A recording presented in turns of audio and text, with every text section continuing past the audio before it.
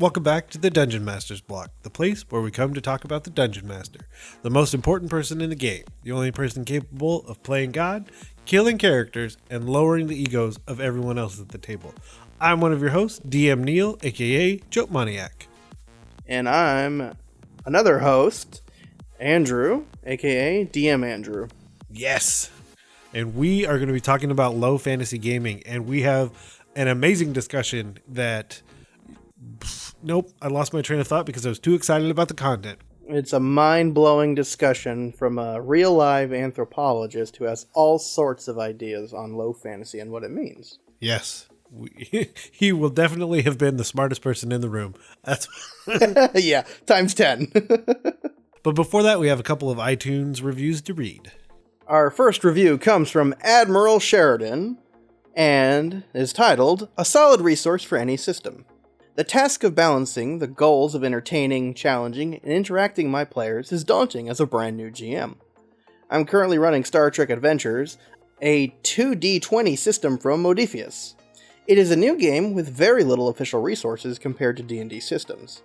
Trying to write and balance a campaign mission and a persistent universe in that environment seems to be impossible with my lack of experience. Thankfully, I stumbled upon one of the best GM podcasts I've ever heard. The time, locations, classes, and technology may be different from D&D, but your show provides fantastic ideas every time I listen. Persistent worlds, technological timelines, religion and deities, equipment, it's all covered masterfully. Your wealth of knowledge can help GMs of any experience level improve and expand upon their game sessions. Keep up the good work. From the crew of the Starfleet ship USS Valley Forge. Awesome. Thank you, Admiral Sheridan, for that wonderful review. So, next up is a 5-star review from Justin Sinks, and it is entitled, Great Info, Love It, Even Through Its Bad Parts. Oh. I'm excited, though, because it's a 5-star review. And first off, I love the info in this podcast. It is always fresh and thought-provoking, which you're going to get another episode full of that in a moment. Guests are awesome as well. I tune in every time, and that's where the problem starts. I scream at the top of my lungs every time I hear that same dang intro to the fresh meat segment. I hate hearing that same clip. It drives me insane, to the point that I haven't watched The Two Towers in years. The other intros also get on my nerves, except the Mental Weights intro, which of course, Morgan Jenkins makes everything better. Oh yes. I find myself singing that one often. To be completely honest, I tried to listen to the podcast a long time ago and couldn't. Those early episodes are tough. The audio quality was just so bad I couldn't stand it. But I never unsubscribed. Just set it to delete podcasts after a week. I checked back maybe a year ago, and to my relief, the sound is much better. High five. Wow, seems like I really don't like this podcast, doesn't it? Then why did I 5-star it? Sure, it has a few downsides, but like I said before, the info shared is great. Even though sometimes I have blood dripping from my ears and temporary hearing loss and a raspy throat from screaming. So thank you, Justin Sinks. We appreciate the download and the fact that you came back and found that we have improved ourselves, and hopefully we're helping improve you as a dungeon master. But with that, let's head to Justin Sinks' favorite part of the episode, the meat. I'm starving. We ain't had nothing but maggoty bread for 3 stinking days. Why can't we have some meats? The plate meat's back on the menu, boys. This one's for you, Justin. One more time. I'm starving. We ain't had nothing but maggoty bread for 3 stinking days. Why can't we have some meats? The plate meat's back on the menu, boys. So today on The Meat, we're going to be talking about low fantasy gaming, and with us today is Calvin Johns, owner and lead designer of Argofox Games. And you're here with us. I'm excited. Yeah, thank you. Indeed. It's a glorious sunny day. The winter is gone here in Texas.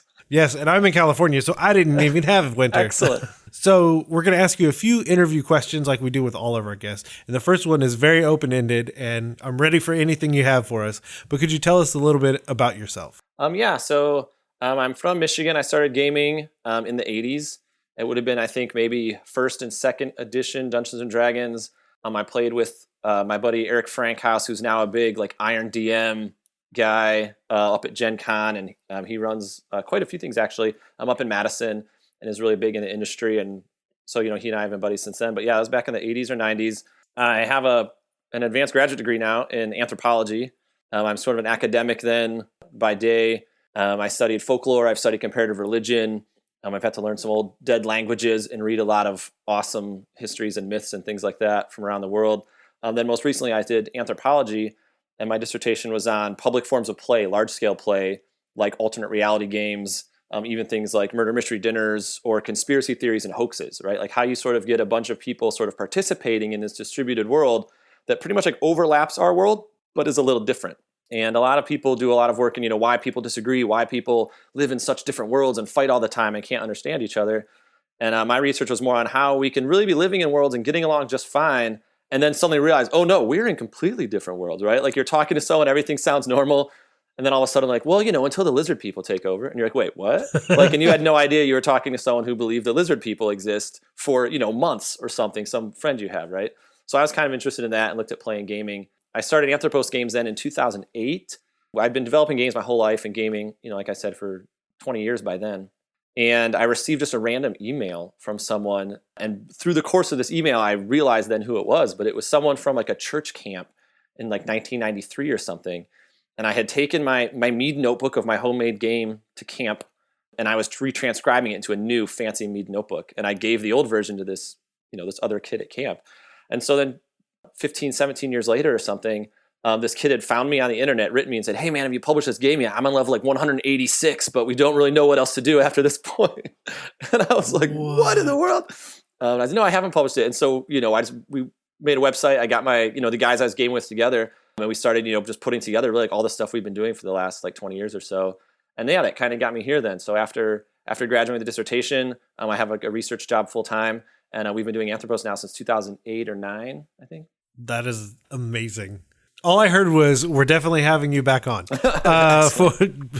because there are many topics that we can take out of that. Yeah, sorry. Maybe I moved into other directions. No, perfect. So the other question I have is there anything that you're currently working on with Anthropos Games? Yeah. So we launched, we had Fantasy, which is our second title. It's a Universal Engine that came out in 2015. And we've just been working on supplements for that. We're actually, this is, like the mea culpa here. We have like 2 digital products we need to put out to finish that Kickstarter. And it's just been a real, just some stuff popped up. It's all basically written, but the way Fantasy works, it's a very emergent system of meaning. So like the DM doesn't really come with a fully prepared story. It's more like they come with problems, and the way the players solve it is still open as part of the game. So we promised these modules, and now it's realizing that it's very difficult to write modules for games where the narrative is supposed to emerge during play. So just kind of, every little issue then it's like, well, here's 15 suggested ways you could do this. Well, here's the next scene. Well, here's 15. Okay, 20. Okay, now the thing's 55 pages. So we have a little bit of, I guess, concept creep going on with those, but we're working on that. And those should be out, any minute now, just as soon as like final edits and things like that are done. Big sort of maybe new projects people might not know about. This would be a good place just to mention some things here. Would be we have our first game, Early Dark, which is a low fantasy game. I imagine we'll be talking about a lot today. It doesn't use miniatures. It's we kind of made it to be a standalone. We really wanted it to be like you buy this one book, you can play the game. We're not going to try to pitch a bunch of supplements to people and sort of make them always feel like they have to keep up. But now we have a lot of people that want more things, and I've recently got back into painting miniatures and building terrain and things like that, and I want to make that useful as part of the hobby.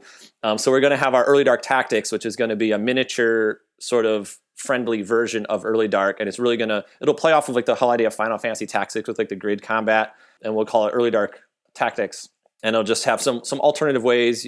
I imagine it'll be like a 50-page PDF.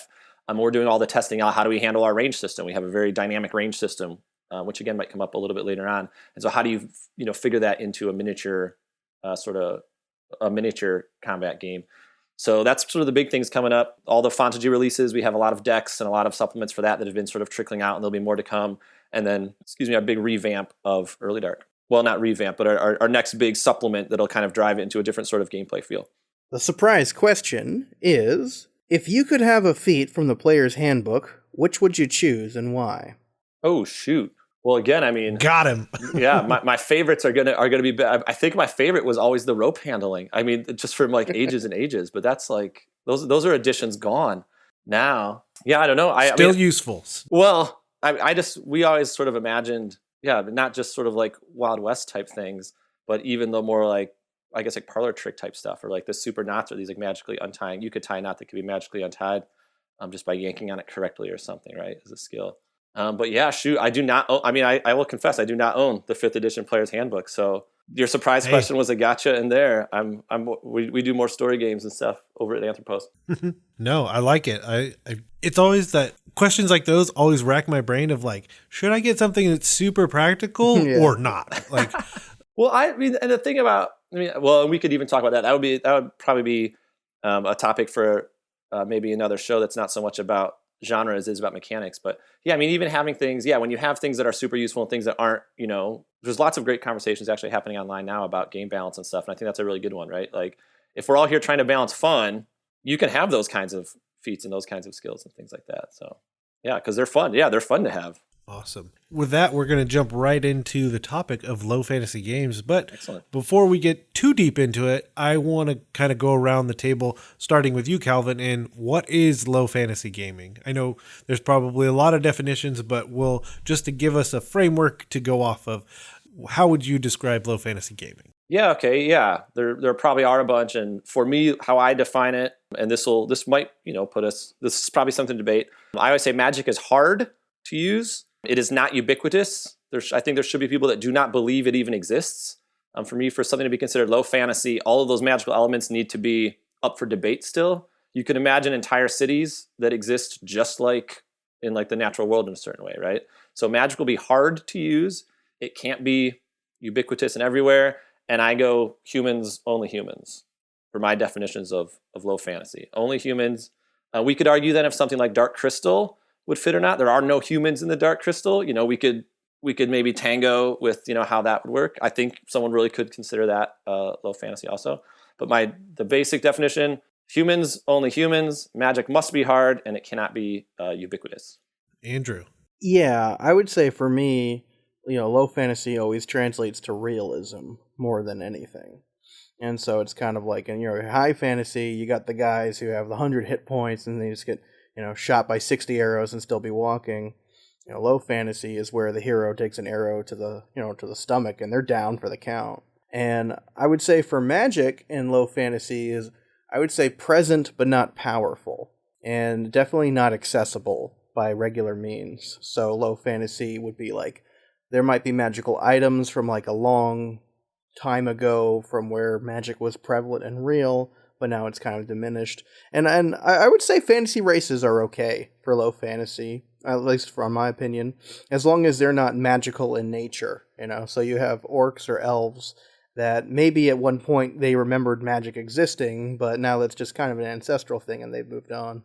Yeah, and for me, it's definitely the realism, and I'm trying to think of a good way to describe this, but essentially taking, let's say a point in history in our real world, changing something and kind of doing the mental exercise of what would that air quote really mean for the world, and like how would it actually change it. And my ability to do that is probably pales in comparison to someone who has an anthropology degree, but just that idea of, okay, this one tweak happened, and now what does it mean? And let's play in that world that is now redefined by that change. Yeah, and that's great. Because I went immediately for like very sort of setting focused, and then Andrew did the more like actual, like the true question maybe then of genre, right? Where it's about feel, not necessarily like the materiality of what's in the setting. And then your answer was maybe even that more like even just narrative based, right? Like not so much features of settings, but how you get there, or like even design focused. Yeah, I think we tackled it from different avenues. Yeah, and it's a hard to define thing because it means something different to just about everyone out there. Like there are people who could argue that the Game of Thrones and all that is low fantasy, and then you have other people like no, that's high fantasy, and they'll go back and forth. So it's there's a lot of disagreements as to what it is, it seems. Yeah, fight at your table, not on the internet. And I was maybe anticipating how it differs from high fantasy, right? And that's where I may have brought up some of those things like what Andrew said, right? Like what really does make it different.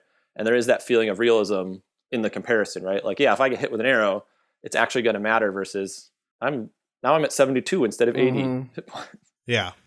Honestly, I think we could kind of jump into the idea of the differences And I think the other approach would also be pros and cons of low fantasy versus high fantasy, if you will, and just kind of giving a broad perspective of what we think are the differences. Because my immediate debate on the side of Game of Thrones would be like, there are way too many zombies and dragons. I don't think so. Mm-hmm. But it's more about that. In that discussion, it's about the realism and the grittiness behind it, which is significantly more, gritty than a Lord of the Rings novel. Yeah. Yeah. And I guess for me then, I would say it doesn't count as low fantasy because there's way too much, and this is, I guess, my main difference then also setting-wise, there's way too much infrastructure. Like the people act like modern people. And if you're acting and thinking and all your motives are modern, everyone has a very sort of corporate mentality in the show. It's very hero-focused, not very sort of like everyday person-focused in certain ways. All their everyday people turn out to be heroes. And to me, that genre, if it's about heroes, if it's about special people doing things, or if it's just modern contemporary business politics in loincloths, to me that still wouldn't count then as low fantasy because of that very sophisticated sort of sense of power structures and things like that. See, I think I would disagree a little there, though, because I feel like the more modern, it's the more realistic it becomes, and therefore the more low it becomes in the fantasy terms. Because high fantasy, in my opinion, is a departure from the real. So it's like we get as far away as we can to where things like those politics and that, those human interactions might not be the same as they are here in this world. And so I think the closer we get to reality, the more low the fantasy is. Yeah. I'm just over here envisioning a courtroom drama where everyone's in loincloths. But even something then something like Tolkien, though, I mean, I think what made Tolkien, who we might take as like the sort of the quintessence of high fantasy, I think what made that, it might seem fantastical to us, but at the time it wasn't, right? I mean, every single thing about the Hobbits is just straight up what England was like when, at the time, and even when he was a kid, right? I mean, you had a country that was changing. There's obviously some romantic nostalgia in there. Some of the things would have been anachronistic in the 1940s, but it would have been very much similar to what his life was like in the 1910s or the 1920s, right? And so even though to us that seems sort of fantastic, the contemporary reader would have felt that was very, very realistic. And I might liken it to something like Harry Potter. My mother, not going to say how old she is, Mom, you're safe. But when she went to school, they had houses. They had points for Gryffindor, points for this. My mother's British, sorry, so she went to school in England. They had houses, they had colors, they had uniforms, they had prefects, they had all of that stuff that seems so strange and fanciful about Hogwarts is just exactly what every boarding school looked like in the 1950s in England. And so the author then was just, to their British audience or to people that age, it didn't seem so fanciful, I think, in a certain way. Huh. I take your point, Andrew. That would be, we might differ on those definitions, but yeah, I might point out like some of the high fantasy that we consider so, it was very realistic and very contemporary, and then in my maze, modern. Like it just felt very. Yeah, I've never looked at it that way, but I guess that makes a lot of sense. Yeah, I was gonna say, good job, blowing my mind. So I think the other big question is, what are the pros of low fantasy? You've written an entire setting. And and this was the topic you wanted to come bring to the table. I have some ideas myself, but I think, and we'll definitely go around the table with it. But what are the big draws in your mind, Calvin, to bring people to low fantasy and give it a try? Yeah, I think one of our taglines was like, no elves, no cod pieces. It was like kind of like how we would, when Early Dark came out, Early Dark was only the third game on Kickstarter, right? We put that on Kickstarter in like 2010 or something. Wow. And and low fantasy wasn't, we didn't have that, the resurgence in low fantasy that we have now. And so, yeah, we always said no elves, no cod pieces were two pros, I guess, in that way.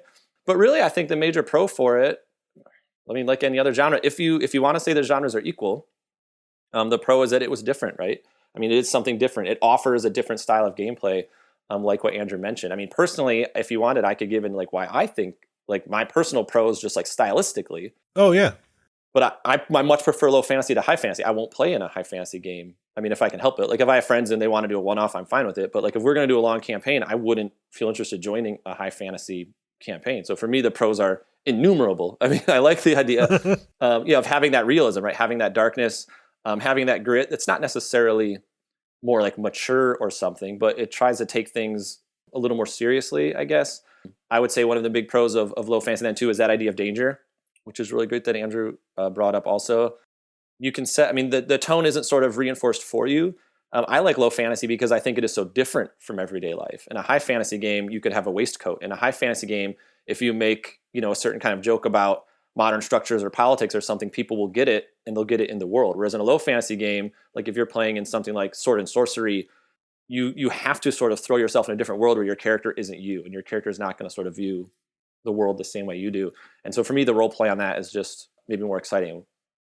For me, what the biggest pro behind low fantasy is that feeling of realism, that feeling of actual tension that comes with it.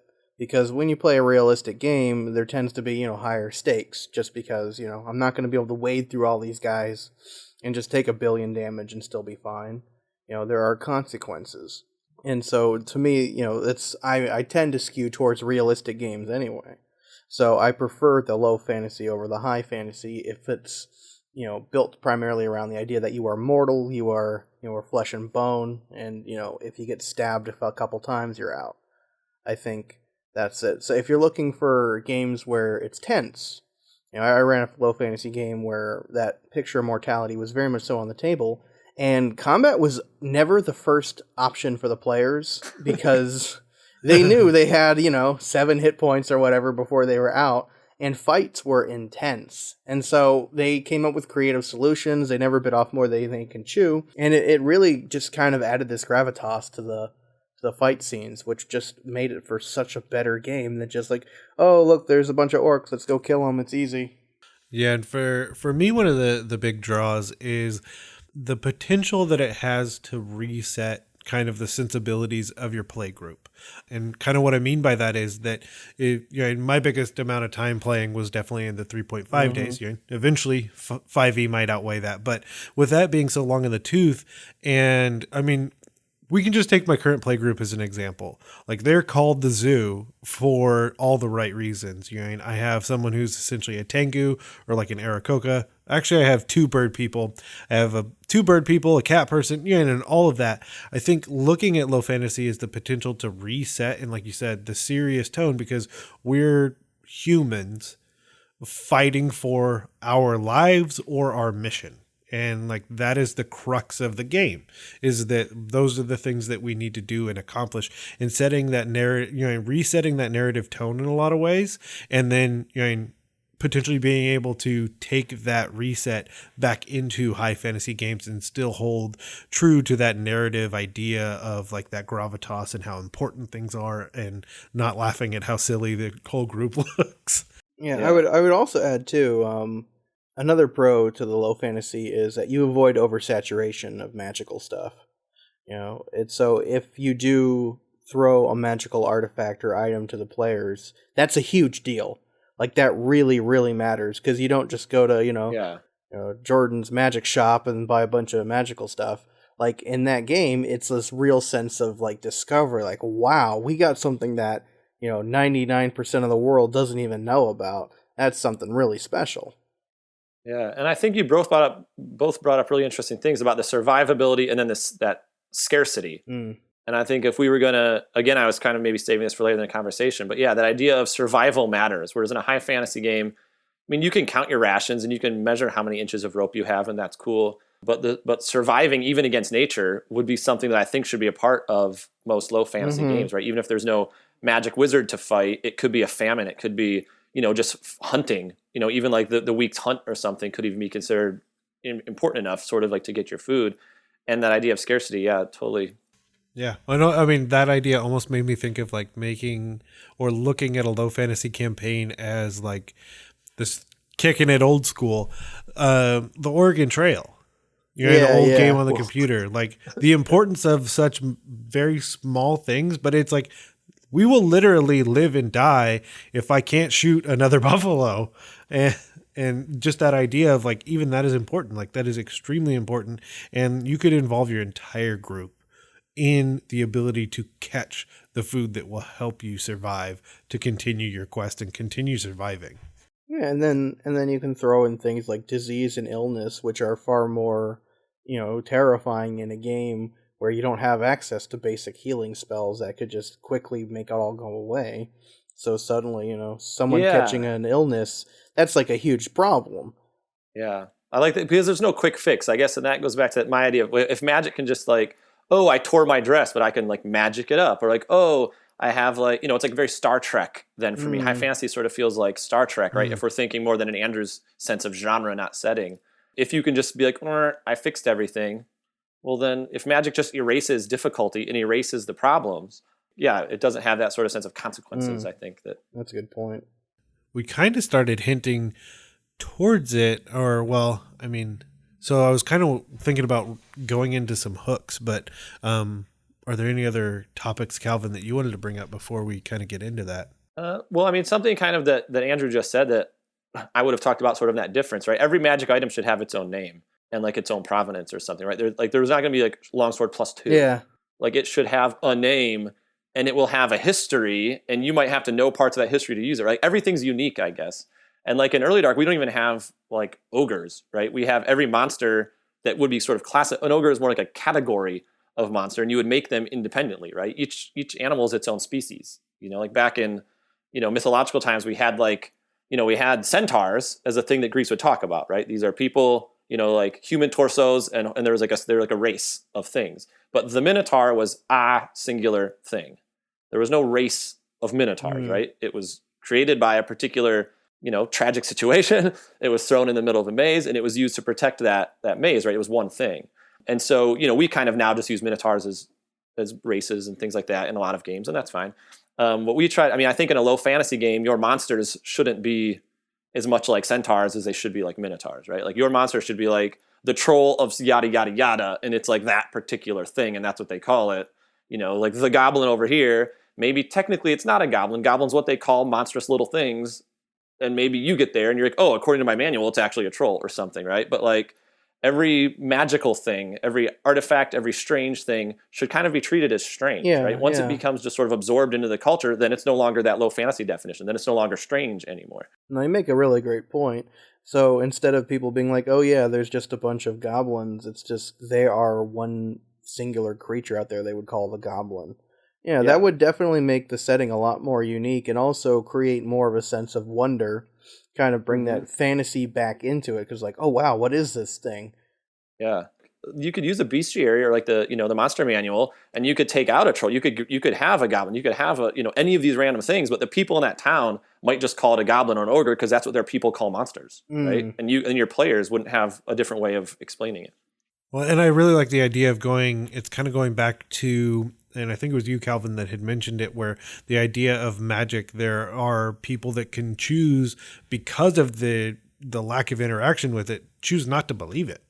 And I think that comes into play with the monsters. And if you look at, in our real world in the United States and all of the cryptozoological creatures that we have, it's almost as like, well, those are real, but again, there's Bigfoot. Yeah. Not a race of Bigfoot people. And at least that's what we think anyway. Well, so we've been talking for an hour, and now you found out that I believe when the Bigfoot people come and take us over. Yeah. But yeah, or like, the Jersey Devil. It's called that because it's only going to live in Jersey. Right. And that idea that these creatures exist in these very small kind of biomes, and then people don't interact with it, so they can choose not to believe it. But then introducing that they are real and they are special. So I guess a question I kind of have to you, and we've hinted at it a little bit, how would you implement magic items and like obtaining them, or just in your world, or kind of in the setting? Definitely having them be important names, histories, everything surrounding them. But like, I'm almost thinking, and this, I guess, kind of gets us into story hooks, is like, how do you introduce that? Like, what is the lead up to obtaining a magic item or something like that? Well, and I would say, you can use all of your high fantasy stuff, right? You can use the monster manual. You can use, any of these, even like the great stuff that's on Kickstarter now, and all of these great supplements and stuff to your game. But if you have like a particular monster from page 315 in the game, call it a goblin or call it an ogre or call it whatever those people call monsters. Your players are then going to be even more excited because they can't just look up the page. They don't know which one you're talking about yet. You describe it in the game terms, you describe it, and they have to kind of interact with it. So they're going to have maybe that sense of wonder too. And then with weapons, you obviously have to write down, here's what it is, and give them the stats maybe.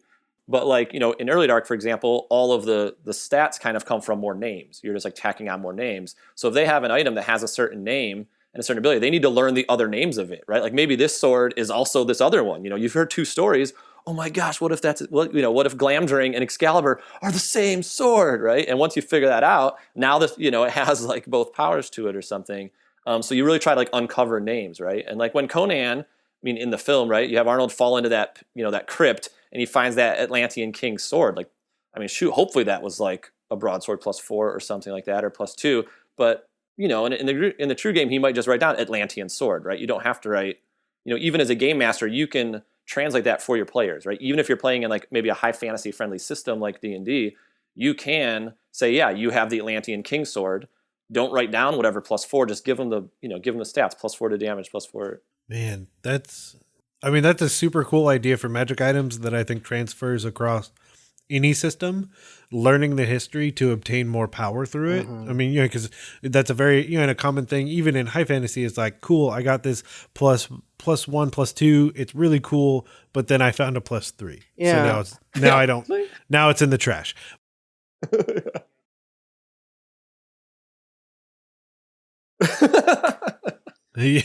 Yes, but the idea of like learning more about the weapon as as your character is becoming more powerful, and in turn the weapon is becoming more powerful. I really, really like that. And that's specific to the game. I realize some games can't do that, and that's okay. If you want to say like, I know how sharp it is when I look at it physically, like sure, but are you like, we have Early Dark as sort of set in myth, so it's like, the people who hear this myth later didn't know that it was both swords. So now it's more powerful, right? Because now you're telling stories about both swords. We kind of have that. We kind of put it in the subjunctive case or something, or the pluperfect or something like that. Awesome. So what are some other like story hooks we could toss around for low fantasy games? One that comes to mind pretty quickly is the concept of fake wizards. Oh, yeah. If magic's not really prevalent in your low fantasy world, then there's probably still going to be people who claim to have the power of the supernatural. Yeah. And then you can just have a lot of fun, because you can even, players who might not be familiar with this style of game, just have them buy into it hook, line, and sinker and do something with that. Oh, I like that. I like that a lot. They're going to be so sad when they figure it out. Yeah. Well, and that's like something that Andrew mentioned before too. I mentioned, people don't always have to believe in magic, but everyone is going to believe in magic. They might not believe in like the right one for your setting or something, right? Like, yeah, like everyone will be superstitious. We're still superstitious today, as you mentioned, Neal, right? Like people have those. We're incredibly superstitious today. Yeah. Who here changes out their dice regularly when it's not working for you? Dice jail. Yeah. And it's like, and yeah, do you believe it's going to happen or not? Well, you still do it, right? So like, what does belief mean if you're still doing it? And so, yeah, there's every place. And I think in a low fantasy game, maybe that's what it is. People don't know, people cannot be certain what is magic and what isn't, right? Like Merlin was a guy who you'd go in a room with him disagreeing, but then when you came out, you'd be agreeing with him. Like, is that magic, or is he just really, really smooth? Like, I don't know. Or is he just really logical, right? Like, what is it that he can always make people agree with him? That like that line between magic and non-magic is maybe blurrier in the low fantasy. I really, really like that idea, because I really, really want one of the players to be someone that it is magic and they're on the inside.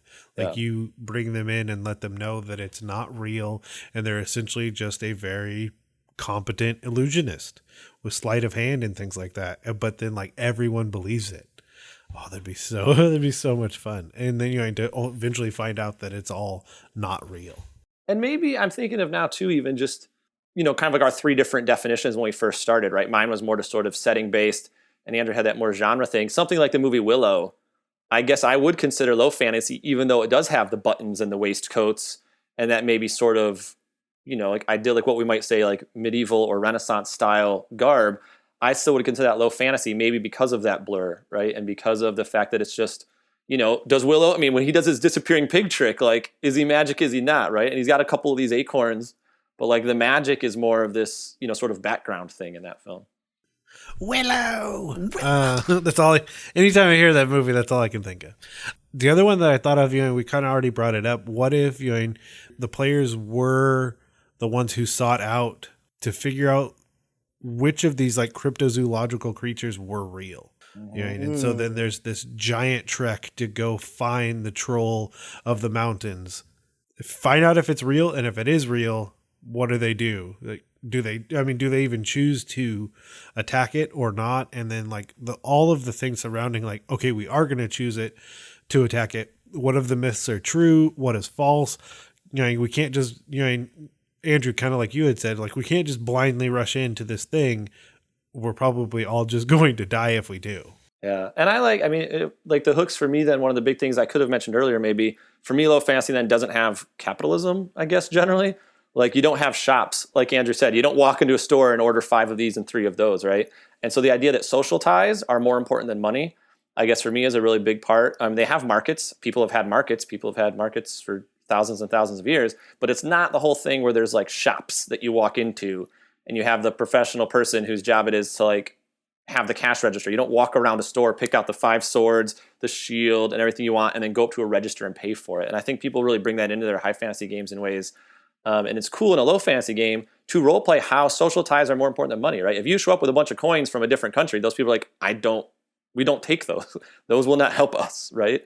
And like, so having that idea of like, you know, maybe like, you know, what you mentioned, Neal, like having these quests, like that little quest of like, if you go take care of that goblin, you know, we'll then talk to you or we'll give you the lodging you want, right? Or if you go wrestle those, you know, bring us those goats, or you start participating in the village, like we will then give you food because we don't exchange food for money here. That's just not what we do. And I guess for me, that's that sort of otherworldly thing that I might consider more realistic, but less like today, I guess. Yeah, because a lot of times the shops and all that, it's really just a matter of convenience for the players anyway. Because it's like, okay, we just need to get some gear.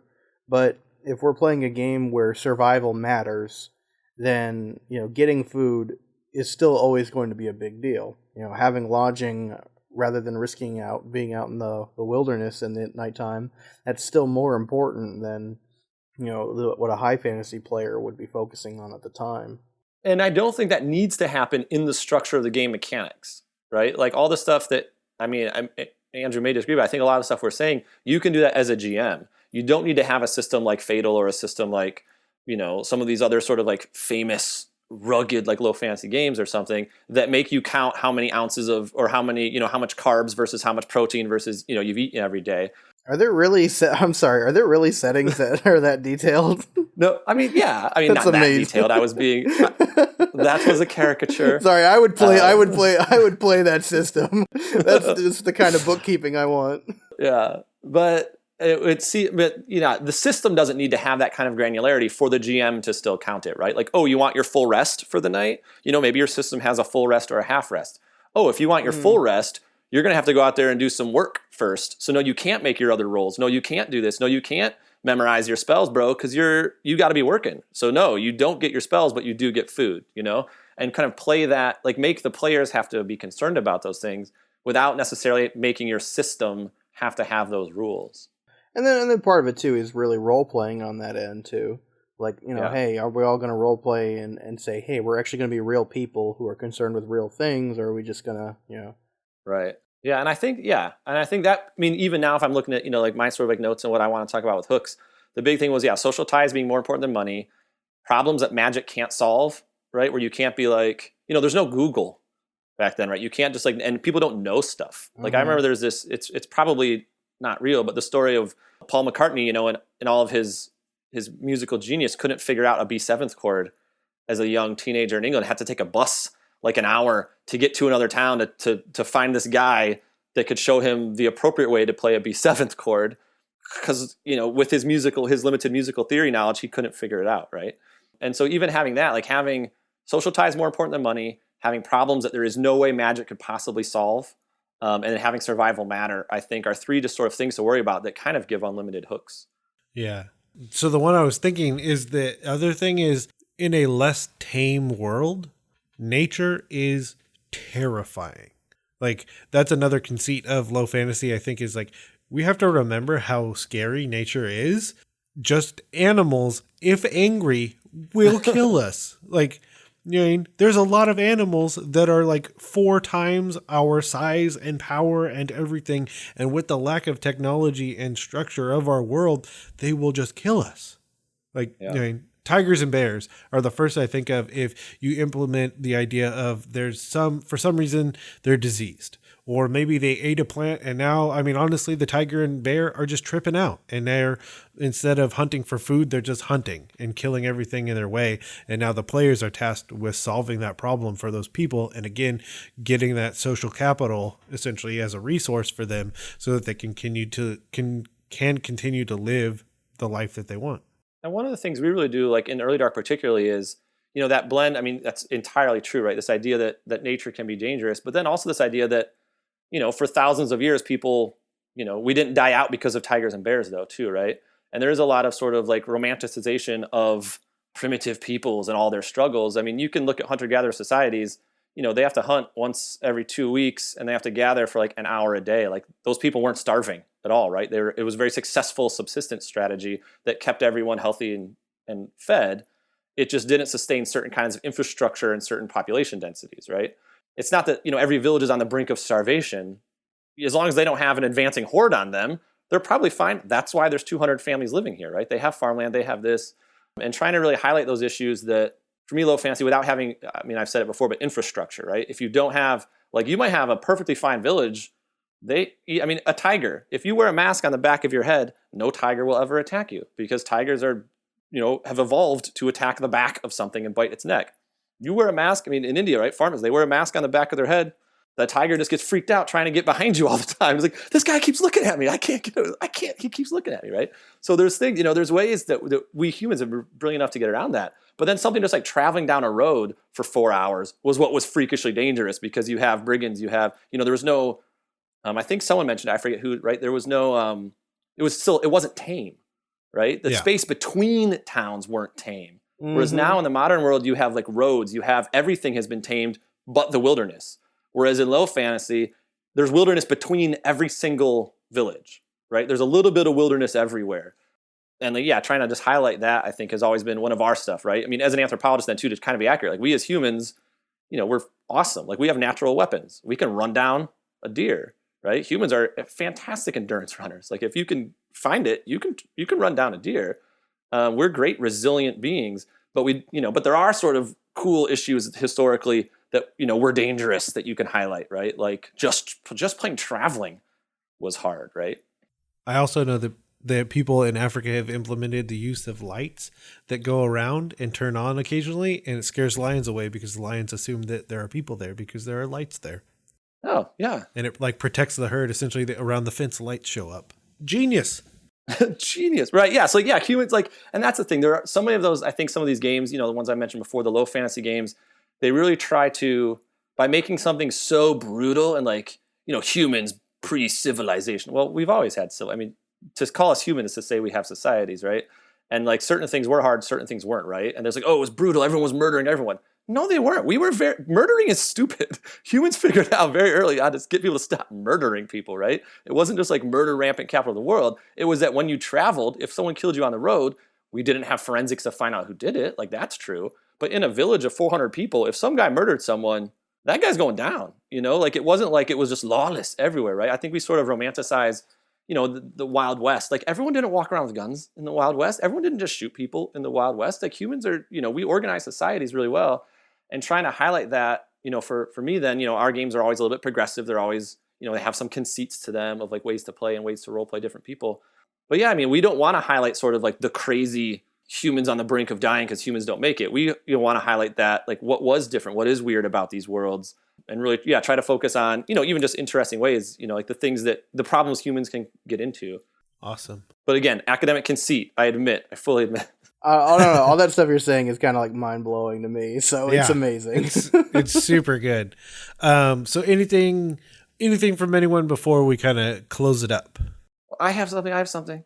So for hooks, in the character creation process of Early Dark, right, our big like sort of like low fantasy flagship game, you don't come to the session 0 or session 1 with your character backstory and stuff. You actually roll up a hook, and then your party sort of decides, kind of like mini role plays that particular situation in that hook to figure out who you are. And so you actually start like you're in a village starving from a famine, and then 3 kids go missing. Go. And you're like, okay, I'm the dad of one of the kids that's missing. Okay, I'm one of the kids that's missing. I'm not really a kid. I just haven't done my like adult ritual yet, but I'm actually like 17-ish. And it was like, okay, I'm the guy in the hermit who lives outside of town who has some evidence. And you kind of pick those things and then build your characters off of that. So yeah, we have like, I guess 180 or something different low fantasy hooks just in the last 5 pages of the early dark book. If we had a few minutes, I would have said, yeah, let's just roll up some of those, right? I was kind of maybe saving some of the hook meat. But even here, a group of servants are sent by their master to seek an advantage over his enemies in the hut of a dark hermit.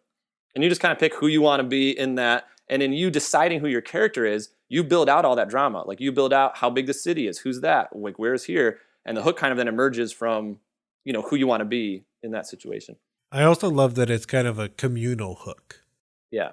Because when you had first described it, I was like, okay, well, I'll roll, with the basic idea. I'll roll, Andrew will roll, Calvin, you will roll, and then we'll kind of figure it out together. But it's like, no, here's this thing. And now how do you all fit into this thing? And that's the kind of the hook that defines you as a group and you as people. I like that.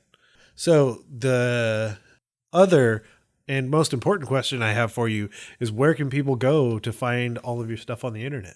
Oh, yeah. If you go to anthroposgames.com, you can get the hard copy, gorgeous deluxe, like 400-page early dark books. They're $36.99. We priced them a little bit too cheap to get them in a lot of retail stores. They're distributed actually through Indie Press Revolution. They're for sale all over the world. You can probably, you might be able to pick it up in your local store, but anthroposgames.com. And then, all of our digital projects you can get at DriveThruRPG. Awesome. Well, Calvin, thank you again for coming on and blowing our minds. Mm-hmm. And like I said, I feel like we could have you on like for another 5 episodes with like the topics you dropped just in the first few minutes. So I think I'll say it from me. I definitely feel like we're going to have you back on and have you keep blowing our minds. Cool. Well, thank you. I had a really good time. Very good to be able to talk to you guys a little bit longer than at the con for only 5 minutes. Thanks again, Calvin, for coming on and discussing the highs and the lows of low fantasy. If you want to get a hold of us, you can email us at dungeonmasterblock@gmail.com. And if you enjoyed this podcast, please leave us a 5-star review on iTunes. That would be greatly appreciated. And who knows, maybe we can read your passive-aggressive comments on the air. And if you head over to Twitter, you can always follow us at DMS_block. That's at DMsBlock. Or head over to Facebook and find us under Dungeon Masters Block, where you can catch all the episodes we put out and all of the memes and everything else we post. But as we do with every episode, we have a Patreon dragon that we want to shout out. And today's shout out goes to Andy Bell. Perfect. And Andy is a silver dragon who is flying through the forums and tearing up and getting all of those awesome Patreon bonuses. As always, the Dungeon Masters Block is a proud member of the Block Party Podcast Network, where you can check out other shows like the GM Showcase, Geek Wars, We're So Bad at Adventuring, and more. Thanks for listening to the Dungeon Masters Block, the place where we come to talk about the Dungeon Master, the most important person in the game. The only person capable of playing God, killing characters, and lowering the egos of all the people at the table. This is DM Andrew saying, keep on dungeon crawling. This is DM Neal. Good night and good luck.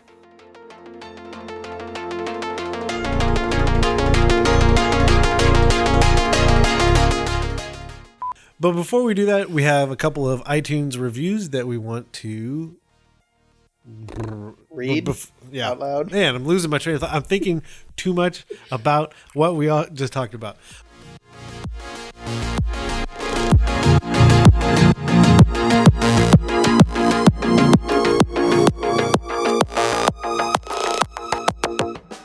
Goodbye.